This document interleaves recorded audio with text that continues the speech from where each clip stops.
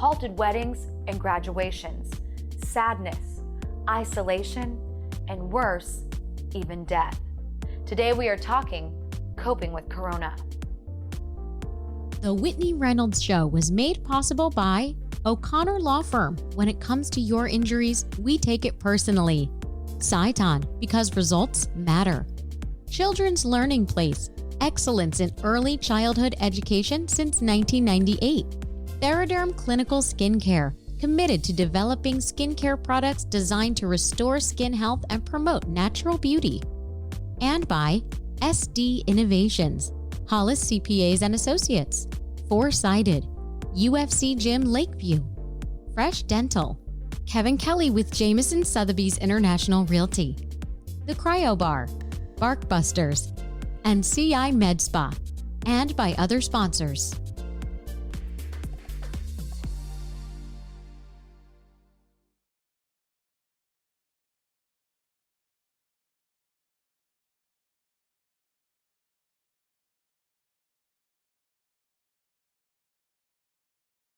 COVID-19 is not just one person's story. It is everyone's story. It is all of our stories. It's a pandemic. Its aftermath will be something that will mark our history.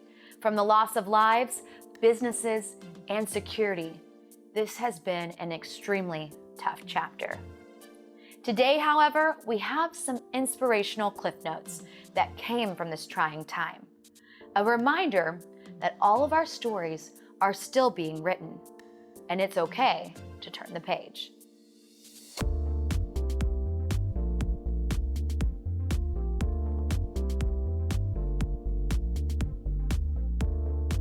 You're watching The Whitney Reynolds Show. Michael Scholl was given a 20% chance to live while fighting for his life on a ventilator for 9 days and being placed in an induced coma. This husband, father, and friend to so many is proof that miracles are still being made. And sometimes we fully see them through our most difficult moments. Thankfully for him, he lives to share his story. Well, that was quite an intro to you. Our guest just saw you literally almost looking like you were barely surviving. Tell us about your COVID journey. Well, it started back in March, Whitney. I picked up a small fever and I was not feeling well. And actually, the interesting part of the story was my wife was really scared. My son has kind of an immune challenge. So I immediately quarantined right away, not thinking I was sick, but wanting to make sure I didn't get anyone in the house sick. So after about a week in March, I had like a low fever. I wasn't getting better. And then I bought one of those pulse ox, like a blood oxygen meter for my finger. And I noticed my oxygen level was quite low. So then I decided to go into immediate care. It was on a Sunday, so I went to immediate care, not thinking anything was wrong. I mean, I had only like a 99 fever. And then the immediate care doctor looked at me and said, "Ooh, you kind of look pale. Why don't you go to the ER?" So I go to the ER, still not thinking much about it. I go to the ER. Even the doctor there said, "I'll get you kind of something for asthma, help you breathe. It sounds like you have a cold." But then he took some of my blood work, and then he kind of changed his tune pretty fast and said, "Oh, I think you're more ill than we first thought." So then they gave me a COVID test. And then they did a chest x-ray. It looked like I had pneumonia. And that was one of the key signs. So with that, were you around anybody that had COVID? Were you doing a lot of socializing before this? Like, where do you think you might have picked it up? Not sure. I did actually have 4 coworkers that turned out to have COVID after me. So I'm not sure if it was through my work or, being around people. But I had no idea actually where I got it from. I was totally shocked even when they told me I had it. Really? So then they tell you have it. Did they immediately bubble you up, make sure that you weren't around anyone else? What was the protocol after that? Well, they kind of changed it to everyone behind a door, everyone was masked up. There was a lot of good protocols at the hospital before then. But obviously then people were talking to me through the door or different things to the doctor. But even at that point, they were talking about me going home the next day because I wasn't breathing that heavy. I thought it was going to be there one day. Wow. And that was on a Sunday. And then the next night, my oxygen level started going down. And then a doctor came in and said, "Next thing we're putting you on a ventilator." I'm like, "Ventilator? I'm so breathing you were fine." Still receptive enough to hear ventilator. It wasn't like you were out of it. You're like, wait, what does that even mean? I didn't even feel like I was breathing heavy. I'm like, "You're going to put me on a ventilator?" I was just here the other day, and then I really got nervous because he did let me know at that time that if you go on the ventilator, you might not wake up. What was that like, hearing those words? That was scary. I mean, I have 3 kids. I don't know why, I immediately just started, I actually had my cell phone with me the whole time, so I immediately just started taping a lot of videos. I made like 22 videos telling people how much they meant to me, telling my kids and trying to do that. I freaked my wife out because I called in and I said, they're going to put me on a ventilator. She's like, what ventilator? You know, right. And they say I might not wake up. And correct. That's the scary part, is because to go on a ventilator, you have to be sedated. What was the emotion besides just wanting to tell people you love them? Like, what was like the internal struggle that you were going through? I think the thing that I said, I really think to myself, I couldn't believe this would be it. You know what I'm saying? Luckily, they were going to put me on like a crash ventilator in the middle of the night, but I pleaded with them not to put me on right away to kind of check a higher oxygen level, and I was able to stabilize for a few hours. So it really was more comforting. Like, I had one up being in the morning. This was on a Sunday night in the middle of it. So on the Monday morning, I had like a whole team. Wow. People were helping me do that. So I was able to do that, but obviously trusting them, and I was able then to be on the ventilator. Well, I feel like COVID kind of came in so strong and fierce that it kind of took the whole world by storm, because you really don't know what you're dealing with. Correct. So then you go on the ventilator, you think a few days, I'll recover, and days turned into a week. Tell us about how that was. Yeah, that was actually scary. So luckily, actually, I did wake up from the ventilator. Like, I woke up 2 hours after they put me on the ventilator, and luckily I still had my phone with me, and I was really surprised that I woke up. You know what I'm saying? I wasn't fully awake, but this is one of the scary moments of it all. Is there's one of the medicines they give you to kind of sedate you. You hear this kind of post-ICU thing. It kind of makes you, I wouldn't say delirious or hallucinating, but it makes you. So I remember waking up one time trying to talk and not being able to talk. And then I remember writing on my phone really clearly to doctors, do not give me that medicine anymore. I have a sound mind, please, please, please. Yes. Don't sedate me. And they said, well, would you pull out the ventilator? And I said, no. And that really helped me feel a little bit better, because actually the next day was able to be more alert and was able to communicate with folks, which was really touching, even with the staff, you know, talking to them and stuff like that. Through your phone? Through my phone, because I didn't mention before, no family members. So my wife would maybe get an update every 24 hours. So from hearing like I was terminally ill, it would take another 24 hours before a doctor would talk to her. Bless my wife. I don't know how she held it all together, because I have 2 smaller kids too, and some of them found out about on Facebook that I wasn't doing well, because I was posting on Facebook this whole time, even on the ventilator, asking people to pray for me, my family, and stuff like that. But it was quite taxing, you know what I'm saying? And it must have been just totally hard. I mean, I was focused on getting better, but in communicating like that. And my wife did really a supportive job in just taking care of everything when I was in the hospital. And actually, you really feel like the people supporting you, the respiratory therapists, the nurses, the doctors, they're really like your family, because you really don't have any other connections to that. And they were really excited to be around me, because apparently I was the only one, when I was in the ventilator, alert. And actually, a lot of the people didn't make it. So they liked talking with me and, letting me know that, hey, I like being with you, because, you're able to, I feel like you have a chance of getting better. And what is life like now? Fully recovered? Do you take every day with like a big gusto? I do, I really do now. I mean, I started really looking at things more in the moment, and I really want to focus more on people, I'm saying supporting people and trying to do what's meaningful now. So that does stay in my consciousness to it. Still a little traumatic, if I start to get a little, I wouldn't say 100% fully recovered. I mean, there's some times where I'm tired more than I would usually be, but nothing compared to what some folks are struggling with. But I think just getting the word out that people, really does social distance, wear masks, because I had no idea this would happen to me. And it's not something you want to get. When they say it's the flu, it really doesn't feel like the flu. It's just something that really takes over your body and really shuts you down. It really is different. Well, you are a true miracle. Thank you so much for coming on today. And I'm so happy that you are here and breathing to tell this story. Yeah, thanks for being here. And I'm glad I'm literally here. Just glad to be here. Yes, thank you. Sure. Figuring out how to live during Corona, not just physically, but also socially, was a struggle. The learning curve, just like the infection curve, was day to day. For our show, the season premiere was canceled for the first time since we launched. We adapted and wanted to show you how. It was a different type of premiere party, where normally I'd be watching with a group of viewers and fans. I sat side by side with my husband and in sweatpants. For the first time, I was a viewer. Well, hello there, warriors! Today is extremely special for several reasons, but the main one being everyone here today is a warrior for change. I want to welcome you out to the first annual Whitney Reynolds Warriors! What I saw on this show was stories of the overcomer and a lot of hope. Something that had to be celebrated. So we did it the COVID way. Welcome. So tell us, what was your favorite part about Whitney's Warriors? I actually really liked the Angels kind of special program, the testicular cancer support and the cancer support program. You're putting such a wonderful focus on causes that need to be talked about. So please keep doing what you're doing. I'm so proud of you. Like, really, I love watching you, and I just can't wait to see all the things that you make happen. And that's a wrap. Season 10 is in the books. For more information, Practicing with everyone, social distancing, while we all figure out how to socialize differently. COVID-19 didn't discriminate who it went after, but some ethnicities were hit harder. Illinois State Representative Emmanuel Chris Welch helped save the community he serves. One of the hospitals in his area treated over 13% of all Chicagoland COVID patients.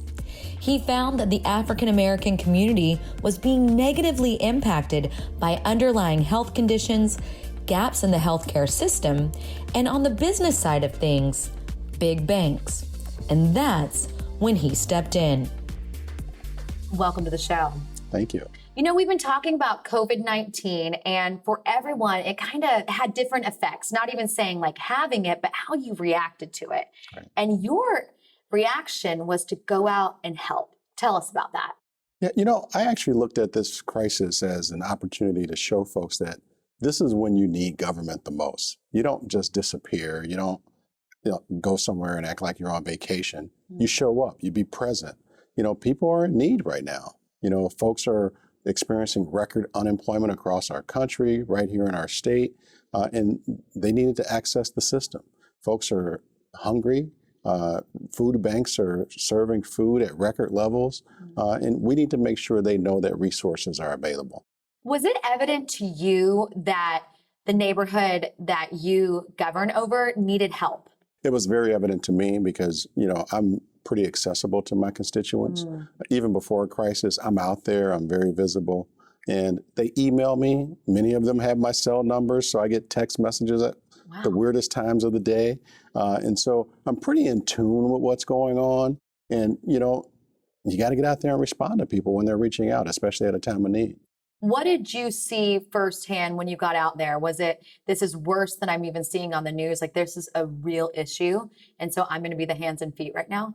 Especially when it comes to unemployment. My office has become basically a satellite unemployment office.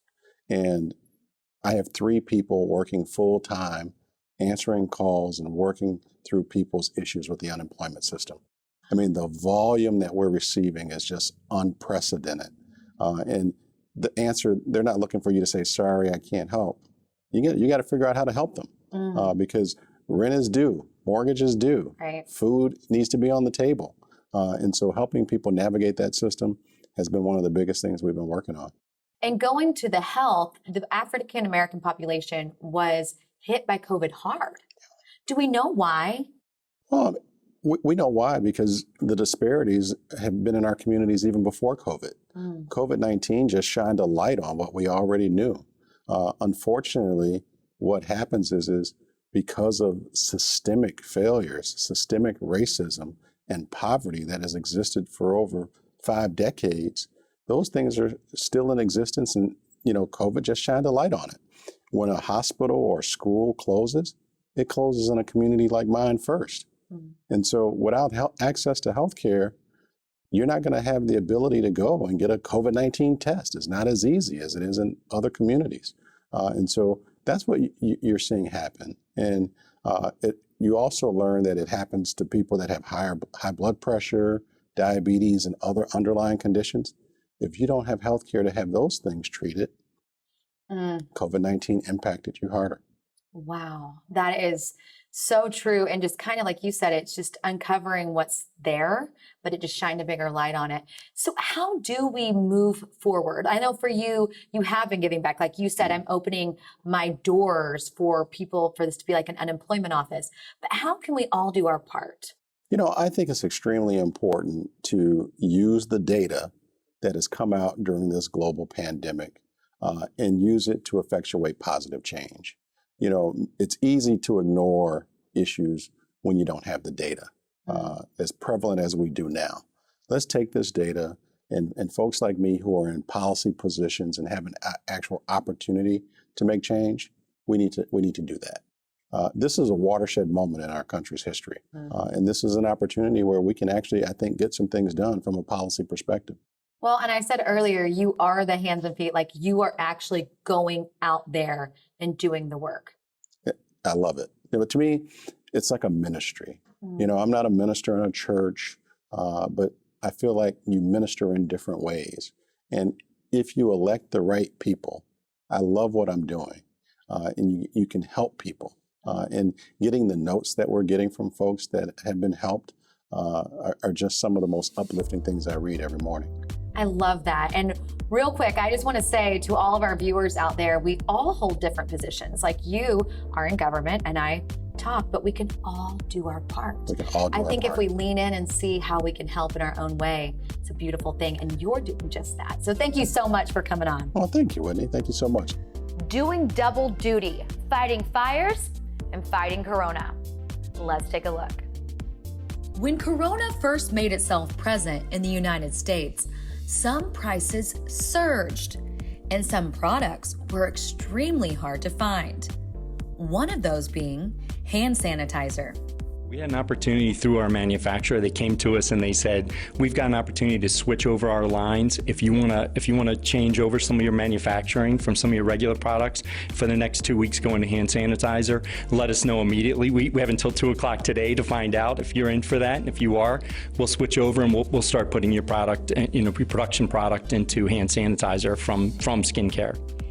We chatted with Kelly Thornton, CEO of Tiege Hanley, a men's skincare company, about how they knew it was their time to step up and fill a need.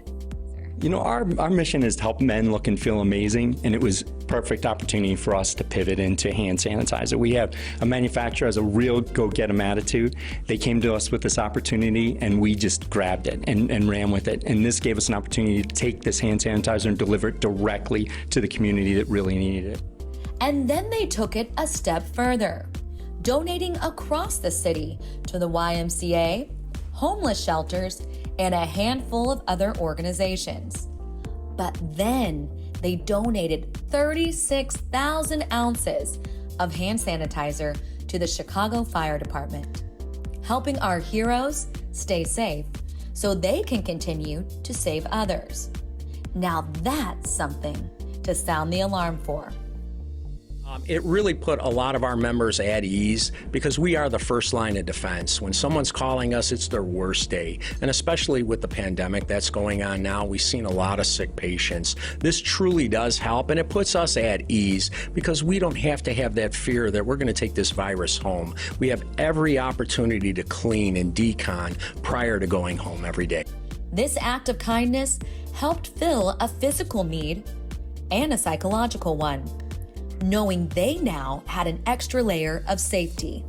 And when this was delivered to the firehouses and the members, they were really overwhelmed. This whole thing has been overwhelming. We see the bad parts of it with the virus itself and how it's affected families and our own personal lives. But then we've seen the generosity of others, getting this type of product and a company that doesn't do this every day and make this type of thing, converting to do this for us. They were really overwhelmed and very excited and appreciative. This was truly an incredibly generous act for someone to do this for us. The pivot factor. You have a chance to pivot when trauma happens and try to make the best out of it. That's where we start with this week's Words of Wisdom. The coronavirus and its devastating toll didn't discriminate who it went after. However, in the midst of the storm, it caused some to make their own rainbows. My name is Autumn Pippenberg, and I'm the founder of the Art of Giving Foundation in Chicago. Recently, COVID-19 has changed our philanthropic efforts. Whereas normally we focus on providing supplemental art programs and supplies to CPS and local cultural centers in Chicago, we are now focusing our efforts on making sure the children that are receiving lunches from their schools are being fed. From nonprofits to businesses and even volunteers, people saw a need and decided to have a positive impact. I wake up and I get on Facebook and I see that one of my good friends had found a very pregnant female mama dog. And then the very next day, on Monday, I ended up with her. So a week to the day later, she had 6 puppies. So there we go. My goodness. Kind of fate. You know, we saw this uptick in fostering during Corona because dogs needed love during that. You saw a huge uptick, and a lot of people had more time on their hands.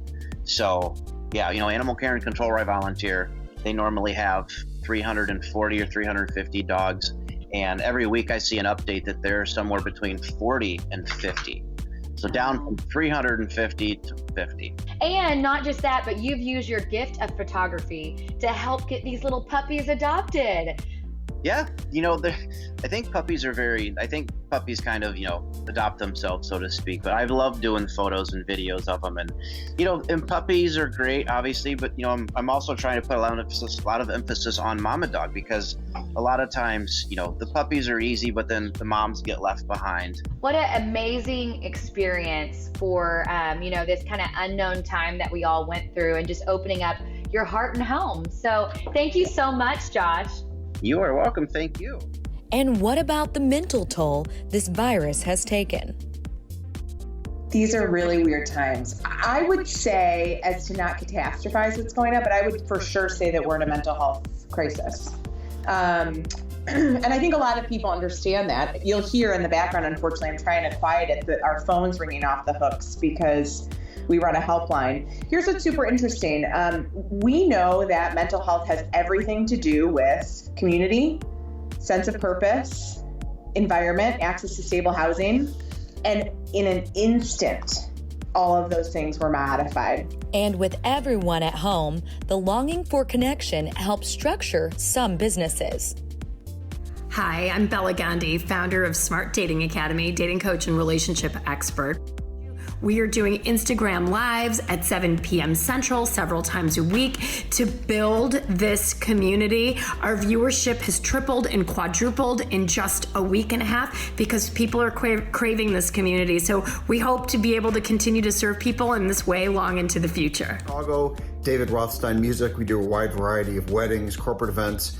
And during this very, very challenging time, a few things that we're doing to help our clients, especially brides and grooms, get through this is we are offering a live video streaming service. So if they want to continue on with their initial date, we're able to provide a live streaming service so that those people who can't make it or don't feel comfortable making it can be able to watch the wedding in a live setting using a username and password. We Skyped with the co-founder of Love Your Melon, a company originally started to help in a time of need.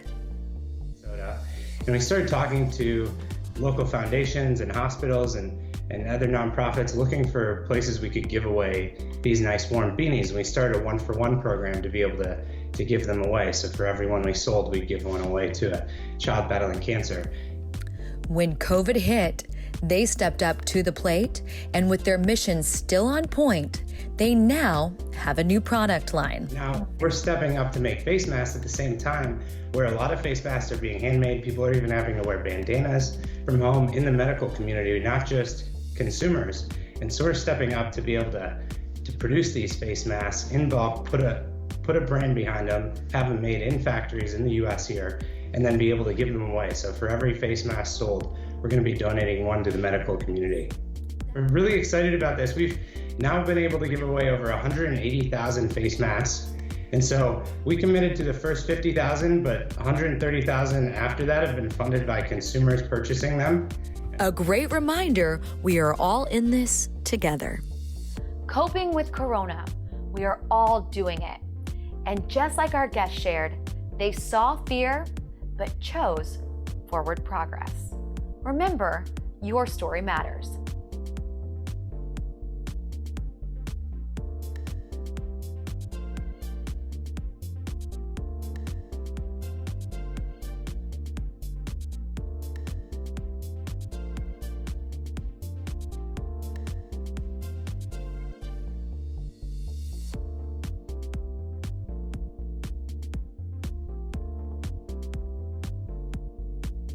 The Whitney Reynolds Show was made possible by O'Connor Law Firm. When it comes to your injuries, we take it personally. Sciton, because results matter. Children's Learning Place, excellence in early childhood education since 1998.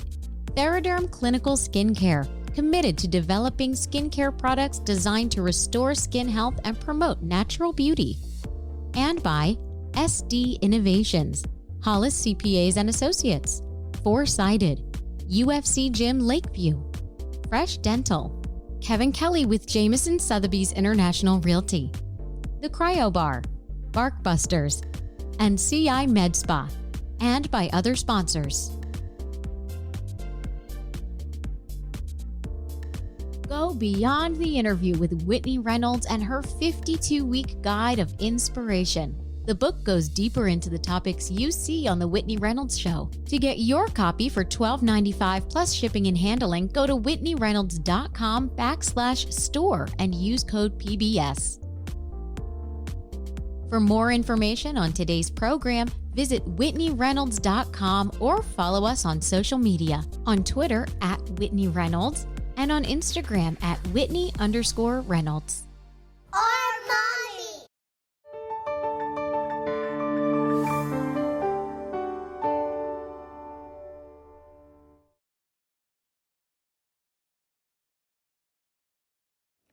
At SD Innovations, we take COVID cleaning seriously.